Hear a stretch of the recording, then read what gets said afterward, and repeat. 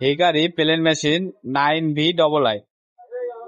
তো এই মেশিনে যারা ক্যাম টাইমিং করতে পারেন না, খুব সহজেই দেখে নিতে পারেন। দেখেন এটা হচ্ছে ক্যামটা কিন্তু সম্পূর্ণ আপডেট ক্যাম, যার কারণে কিন্তু আমি এটা ক্যাম টাইমিংটা উঠাইছি।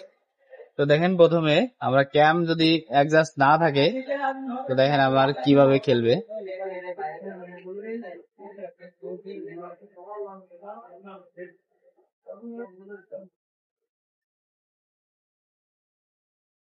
দেখেন ক্যামটা কিন্তু ঠিক নাই। তো এই ক্যাম ঠিক করতে হবে কিভাবে, আজকে সেটাই দেখাবো। দেখেন এখানে দুইটা স্ক্রু লুজ দিবেন, একটা স্ক্রু আর একটা স্ক্রু লুজ দিবেন।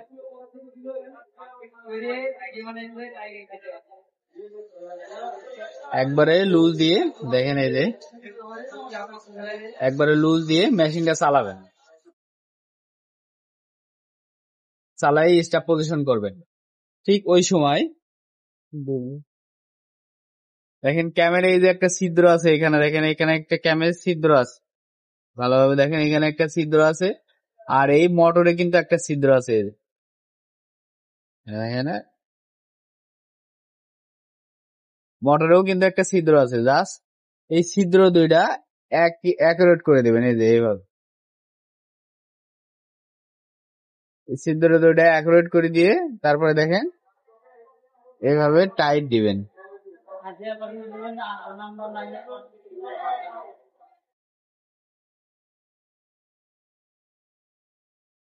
দুইটা স্ক্রু সুন্দর করে টাইট দিবেন। টাইট টাইট দেওয়ার পরে এভাবে চালাবেন, চালায়ে দেখেন আবার স্টপ করবেন। তো দুইটাই এইভাবে সমান যখন হয়ে যাবে, দেখেন দেখেন ঠিক থাকবে এইভাবে। তো দেখেন তখন ক্যাম টাইমিং অটোমেটিক ঠিক হয়ে যাবে। যে এই দুইটা ছিদ্র যদি সমান রাখেন, এই ক্যাম টাইমিং অটোমেটিক ঠিক হয়ে যাবে। সুতা ভালোভাবে কাটবে, প্লাস কোনো সমস্যা হবে না। তো এতটুকু ভিডিও। ধন্যবাদ সবাইকে।